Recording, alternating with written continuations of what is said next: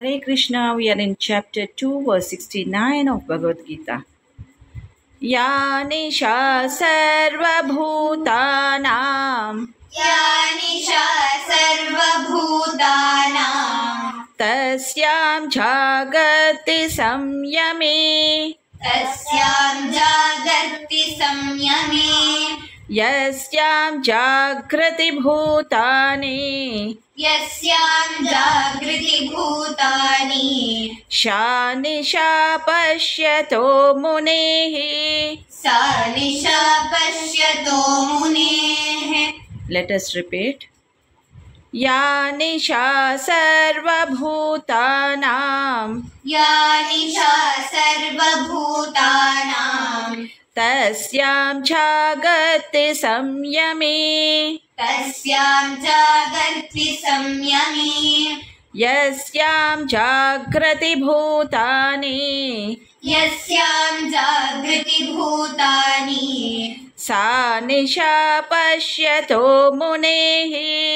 सा निशा पश्यतो मुनेः. Hare Krishna, I am Sunita Sunil with you in 2-minute Mahabharata stories. Let us see this beautiful translation. What all beings consider as day is the night of ignorance for the wise. And what all creatures see as night is the day for the introspective sage. The meaning is Sri Krishna used night and day figuratively. Here is a small story for you. Once, Kade Shri Baba, that is standing ascetic, whose disciples claimed he was a very big sage. He didn't sleep for 35 years by standing in his room, resting on a hanging rope under his armpits. He used this rope to help him remain in the standing position. For this motivation, he quoted this verse of Bhagavad Gita. The true meaning is, Sri Krishna says, those who are in mundane consciousness look to material enjoyment as the real purpose of life.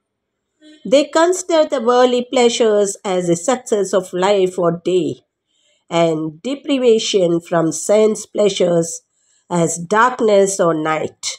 The moral is, the divine knowledge sees sense enjoyment as harmful for the soul and view it as night. So by refraining from the objects of the senses as elevating to the soul and hence look on it as day. So we could understand what is night for the sage is day for the worldly minded people and vice versa. In simple, we are easily carried away by 5 senses, just like the strong wave pulls away the boat. So, how to take off this misery? Continue and watch my channel to understand. Thank you. Good day to all of you. ಹರೇ ಶ್ರೀಕೃಷ್ಣ. ಶ್ರೀಮದ್ ಭಗವದ್ಗೀತೆ ಅಧ್ಯಾಯ 2 ಶ್ಲೋಕ 69. ಯಾ ನಿಶಾ ಸರ್ವಭೂತಾನಾಂ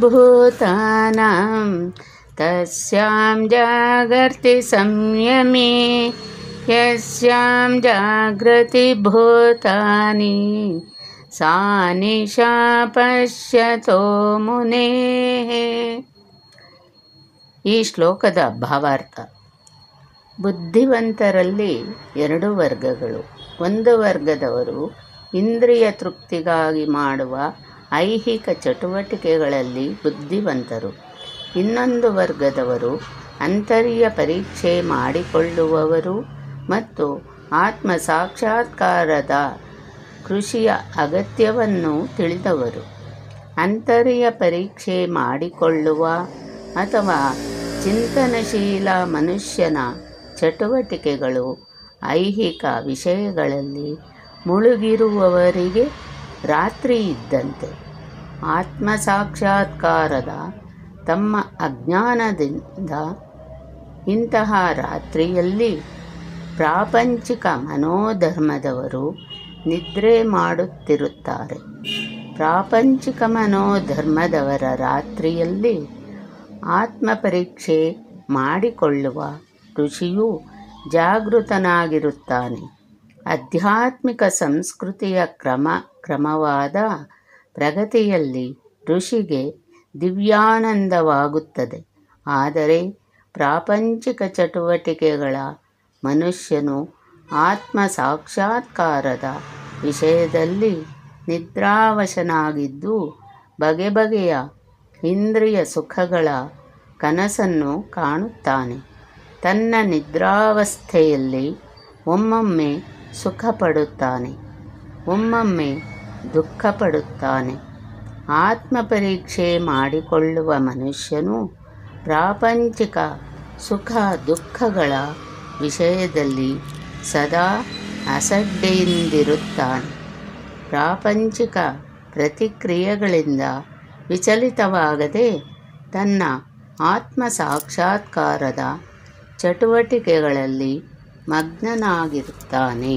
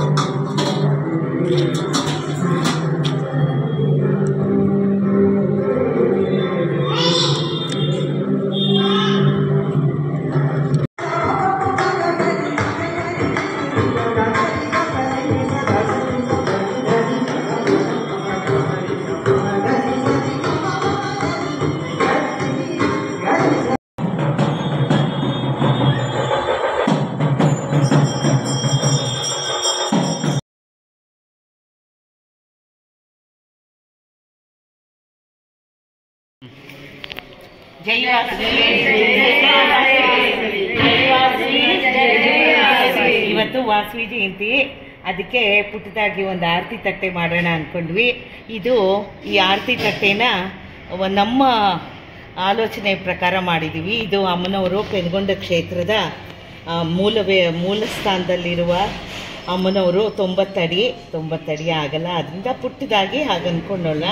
ಇದು ಪೆನುಗೊಂಡ ಕ್ಷೇತ್ರ ಅಂತ ಬರೆದಿದ್ದೀವಿ. ಅಮ್ಮನವರು ಪಂಚರಾತಿ ವಿಗ್ರಹಮು, ಇದು ನವರತ್ನಗಳು, ಆಮೇಲೆ ಇದು ಪಂಚಲೋಹಗಳು, ಇದು ಮೇರು ಅಂದ್ಬಿಟ್ಟು ವಾಸವಿ ಮೇರು. ಈ 5 ಹೂಗಳು ಏನಕ್ಕೆ ಅಂದರೆ ನಮ್ಮ ಪಂಚಭೂತಗಳು ನಿಮಗೆಲ್ಲ ಗೊತ್ತಿದೆ. ಆಮೇಲೆ ಹಾಗೆ ತಾಯಿಯ ಪಾದಗಳು, ಬೆಳ್ಳಿ ಹೂವು, ಆಮೇಲೆ ಇದು ಬೋಟಿನಲ್ಲಿ ಬರ್ತಾ ಇದ್ದಾರೆ ಎಲ್ಲ ವಜ್ರ ವೈಡೂರ್ಯ ಎಲ್ಲ ತಂದು ತಾಯಿಗೆ ಸಮರ್ಪಣೆ ಮಾಡೋಕ್ಕೆ ಗೋದಾವರಿ ನದಿನಲ್ಲಿ. ಇದೇನು ಅಂದರೆ ನಮ್ಮ ಅಮ್ಮನವರ ವಾಹನ ಗಿಣಿಗಳು, ಹಾಗೆ ಆ ಕೈಯಲ್ಲಿ ಆ ಪದ್ಮ ಇದೆ, ಆದ್ದರಿಂದ ಪದ್ಮಗಳು 2. ನಿಮಗೆಲ್ಲ ಗೊತ್ತಿದೆ ಬೆಂಗಳೂರಲ್ಲಿ ತುಂಬ ದೇವಾಲಯಗಳಿದೆ, ಅದನ್ನು ಪ್ರತಿಪಾದಿಸೋಕ್ಕೆ ನೋಡಿ ಇಲ್ಲಿಂದ ಸ್ಟಾರ್ಟ್ ಮಾಡಿದ್ದೀವಿ. ಕುಮಾರ ಪಾರ್ಕು, ವಿಶ್ವೇಶ್ವರ, ರಾಜಾಜಿನಗರ, ಹಲಸೂರು, ಯಶವಂತಪುರ, ಗಿರಿನಗರ, ಮಹಾಲಕ್ಷ್ಮಿ ಲೇಔಟು, ಆಮೇಲೆ ವಿಶ್ವೇಶ್ವರ, ಆಮೇಲೆ ಶಿವಾಜಿನಗರ, ವಿಜಯನಗರ, ಅಕ್ಕಿಪೇಟೆ, ಕೃಷ್ಣರಾಜಪುರ,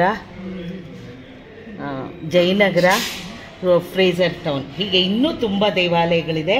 ಬರೋ ವರ್ಷ ಅದನ್ನು ಪ್ರತಿಪಾದಿಸ್ತೀವಿ.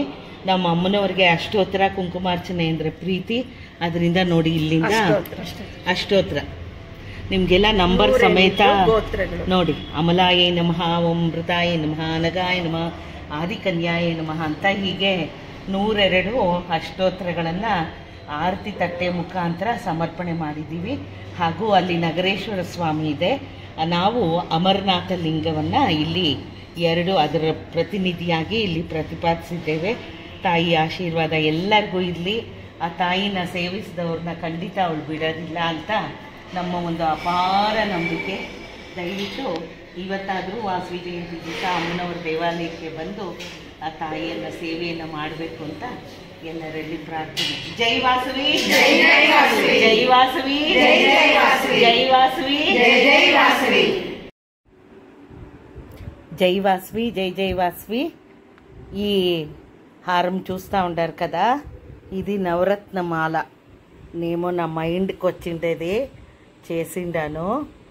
అంతా నలుపు, తెలుపు, గ్రీను, బ్లూ, రెడ్, బ్లాక్ అన్నీ తరాలు వేసి అమ్మవారికి చౌడేపల్లిలో ఉండే మన వాసవి కనికా పరమేశ్వరికి నూతనంగా చేసిండాను.